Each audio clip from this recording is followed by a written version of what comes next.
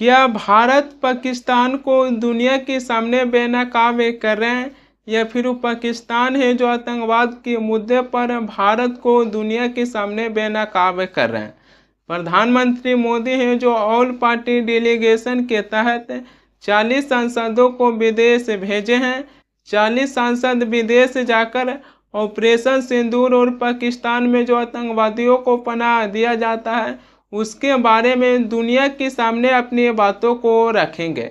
जहां एक तरफ भारत है जो पाकिस्तान को बेनकाब करने के लिए भारत की 40 सांसद हैं जो विदेश का दौरा कर रहे हैं, लेकिन क्या इसका असर पाकिस्तान पर पड़ रहा है कि नहीं पड़ रहा है, क्या इसकी भी जानकारी नहीं लेना चाहिए।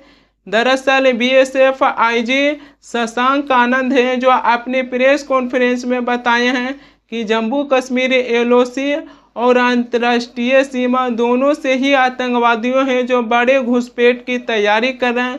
उन्होंने कहा कि हमें इनपुट जानकारी मिला है। उन्होंने ये भी बताया कि कोई खास दिन के लिए समय नहीं बताया गया है कि किस दिन आतंकवादी हैं जो घुसपैठ कर सकते हैं।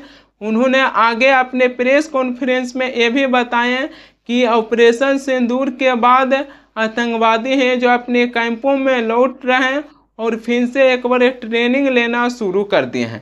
बीएसएफ के आईजी शशांक आनंद हैं जो अपनी प्रेस कॉन्फ्रेंस में बताए हैं। देखिए, जो हमारी कश्मीर और जम्मू के इलाके में लाइन ऑफ कंट्रोल है और जम्मू के इलाके में जो अंतर्राष्ट्रीय सीमा है, ये सभी प्रकार के इनपुट्स इन दोनों ही इलाकों से हमें लगातार मिलते रहते हैं। जो पास्ट में भी हमने देखा है, पिछले साल जब अमरनाथ यात्रा हुई उस समय के इनपुट्स को भी हमने का भी आकलन किया है। तो यात्रा में अभी कुछ समय है, लेकिन जैसा हमने कहा कि अमरनाथ यात्रा हमारे लिए एक बेहद अहम इवेंट है जिसको हम जम्मू कश्मीर प्रशासन के साथ मिलके, सरकार के साथ मिलके अंजाम देना चाहेंगे और हम चाहेंगे ज्यादा से ज्यादा भारतीय नागरिक अमरनाथ यात्रा में आए, हिस्सा लें और दर्शन करें। तो ऐसे में हमारे लिए बेहद जरूरी हो जाता है कि हम अपनी अंतर्राष्ट्रीय सीमा पे चौकसी को और ज्यादा बढ़ाएं। तो अभी फिलहाल ऐसा कोई इनपुट हमारे पास स्पष्ट तौर पे प्राप्त नहीं हुआ है कि कितने आतंकवादी घुसपैठ के लिए कब आएंगे, परंतु लगातार हमें ये सूचनाएं आ रही हैं कि आतंकवादी संगठनों के द्वारा प्रयास किया जा रहा है, वो अपने कैंप्स में वापस लौट रहे हैं, ट्रेनिंग कर रहे हैं और जहां पे भी उनको लगे कि चौकसी कम है वहां से वो कोशिश करेंगे।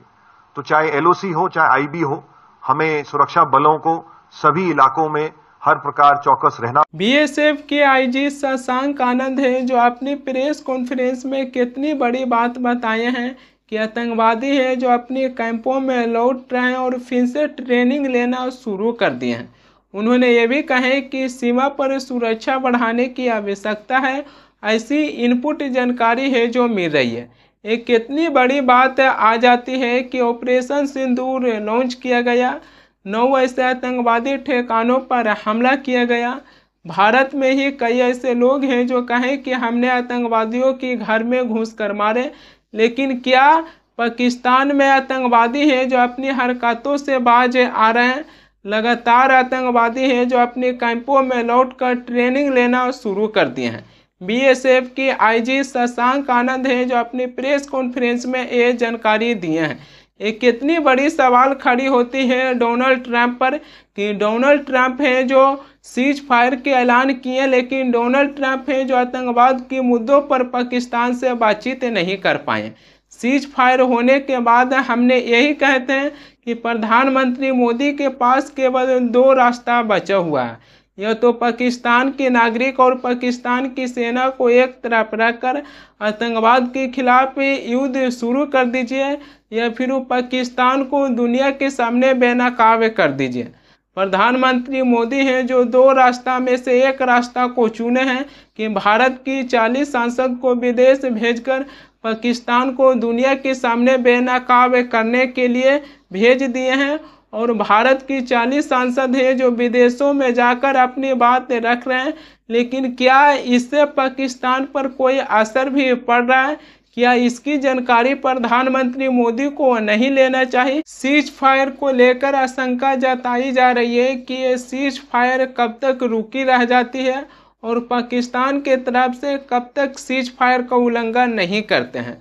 भारत और पाकिस्तान के बीच सीज फायर होने के बाद हमने अपने तरफ से एक सवाल उठाए थे कि भारत और पाकिस्तान के बीच सीज फायर किस विषय पर हुआ है, क्या इसकी जानकारी लोगों को दिया गया है या फिर देश को बताए हैं सरकार की किस विषय पर सीज फायर हुआ है। और आज ये सवाल केवल हम नहीं बल्कि विपक्ष के तरफ से यही सवाल उठाया जा रहा है। दरअसल कांग्रेस पार्टी के तरफ से पवन खेरा हैं जो अपनी प्रेस कॉन्फ्रेंस में ये कहे हैं कि सीज फायर किन शर्तों पर हुआ है इसकी कोई जानकारी नहीं दिया गया है।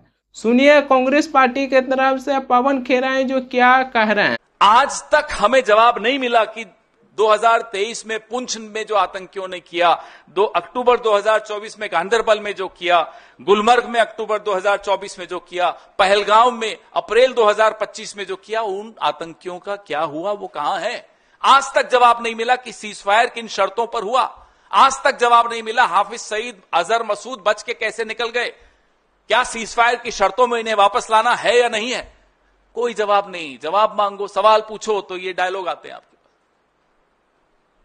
पिक्चरें हम सबने देखी है साहब, हमारा सारा बचपन पिक्चरें देखकर गुजरा है, लेकिन गंभीर विषयों पे गंभीर चर्चा होनी चाहिए या पिक्चरों के डायलॉग होने चाहिए? भारत और पाकिस्तान के बीच सीज फायर होने के बाद आज सवाल है जो यही उठाया जा रहा है कि दोनों ही देशों के बीच किन शर्तों पर सीज फायर हुआ है। हमने कई ऐसे अखबार को देखे और ये जानने के प्रयत्न किए कि दोनों ही देशों के बीच किन शर्तों पर सीज फायर हुआ है, लेकिन हमें कहीं पर भी कोई मूल्य जानकारी नहीं मिल पाया। इसी के चलते ये आज सवाल उठाया जा रहा है। जब आतंकवादी हमला होता है तो देश है जो आतंकवादियों के खिलाफ लड़ने के लिए तैयार हो जाते हैं, मगर सीज फायर होने के बाद क्या देश को जानने का ये अधिकार नहीं है कि भारत और पाकिस्तान के बीच किन शर्तों पर सीज फायर हुआ। जब देश है जो आतंकवाद के खिलाफ लड़ने के लिए तैयार हो जाते हैं तो देश को ये जानने का अधिकार है कि सीज फायर किन शर्तों पर हुआ है। सीज फायर की जब घोषणा हुआ उस समय हमने शुरू में ये सवाल उठाए थे कि ये एक बहुत बड़ी सवाल आ जाती है और देश को और हमें और आपको जानने का ये अधिकार है कि किन शर्तों पर सीज फायर हुआ है।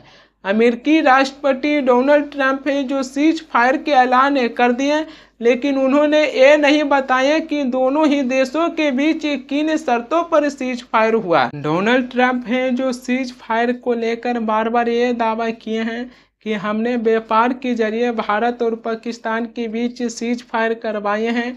इसी को लेकर कांग्रेस पार्टी की तरफ से अब प्रधानमंत्री मोदी पर सवाल उठाया जा रहा है।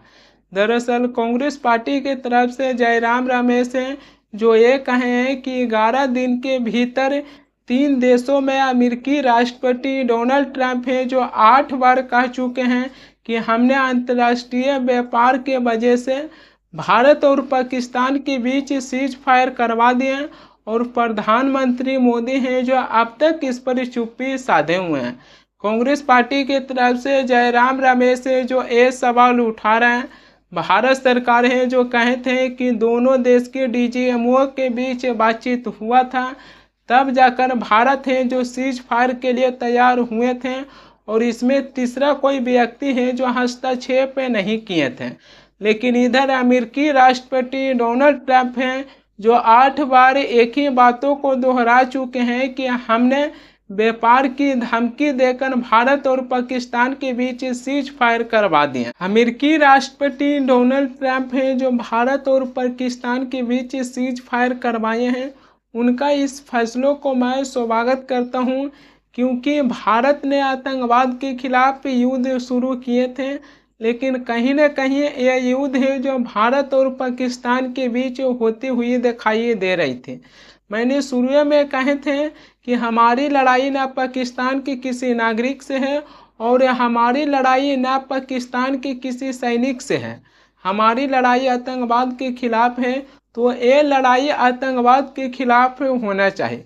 लेकिन यही लड़ाई है जो भारत और पाकिस्तान के बीच होती हुई दिखाई दे रही थी, मगर अमेरिकी राष्ट्रपति डोनाल्ड ट्रंप है जो सीज फायर की घोषणा कर दें, तो उनका एक फैसला है जो स्वागत योग्य है। लेकिन अमेरिकी राष्ट्रपति डोनाल्ड ट्रंप को जहां पाकिस्तान से सीज फायर के लिए बात किए थे, लेकिन डोनाल्ड ट्रंप को पाकिस्तान से आतंकवाद के मुद्दों पर भी बातचीत करना चाहिए, लेकिन अमेरिकी राष्ट्रपति डोनाल्ड ट्रंप हैं जो ऐसा नहीं किया। पाकिस्तान के प्रधानमंत्री शहबाज शरीफ हैं जो भारत से बातचीत करने के लिए तैयार हो गए हैं। उन्होंने कहा कि कश्मीर, पानी और आतंकवाद समेत सभी मुद्दे पर भारत से बातचीत करने के लिए तैयार हैं। प्रधानमंत्री मोदी को भी पाकिस्तान के प्रधानमंत्री शहबाज शरीफ से बातचीत करना चाहिए, क्योंकि जब दोनों ही देश की प्रधानमंत्री आमने सामने बैठकर अगर बातचीत करेंगे तो सारी ही समस्या का हल निकल सकता है। प्रधानमंत्री मोदी पाकिस्तान से किसी भी मुद्दे पर बातचीत करें चाहे ना करें, लेकिन इस समय प्रधानमंत्री मोदी को पाकिस्तान के प्रधानमंत्री शहबाज शरीफ से आतंकवाद के मुद्दे पर जरूर बातचीत करना चाहिए, क्योंकि हमारे बीएसएफ के जवान हैं जो प्रेस कॉन्फ्रेंस में ये जानकारी दिए हैं कि आतंकवादी हैं जो फिर से अपनी ट्रेनिंग करना शुरू कर दिए हैं, उनको इनपुट जानकारी मिला है। प्रधानमंत्री मोदी को कम से कम पाकिस्तान के प्रधानमंत्री शहबाज शरीफ से आतंकवाद के मुद्दों पर जरूर बातचीत करना चाहिए। जब पाकिस्तान के प्रधानमंत्री शहबाज शरीफ में बातचीत के लिए तैयार हो गए हैं, तो प्रधानमंत्री मोदी को भी बातचीत करना चाहिए। वैसे भी भारत की 40 सांसद हैं जो विदेशों में जाकर पाकिस्तान को दुनिया के सामने बेनकाब कर रहे हैं, लेकिन प्रधानमंत्री मोदी अकेले ही भारत में पाकिस्तान को बेनकाब कर रहे हैं। प्रधानमंत्री मोदी गुजरात गए और गुजरात में रोड शो करते हुए नजर आए हैं। इसको लेकर विपक्ष है जो सवाल उठा रहे हैं प्रधानमंत्री मोदी पर। प्रधानमंत्री मोदी हैं जो गुजरात से पाकिस्तान को चेतावनी देते हुए ये कहें कि सुख चैन की जिंदगी जियो, रोटी खाओ न तो वरना मोदी के पास गोली तो ही है। प्रधानमंत्री मोदी हैं जो अपने भाषणों में पाकिस्तान को चेतावनी देते हैं, लेकिन विपक्ष की ये भी मानना है कि प्रधानमंत्री मोदी हैं जो गुजरात में जाकर रोड शो किए।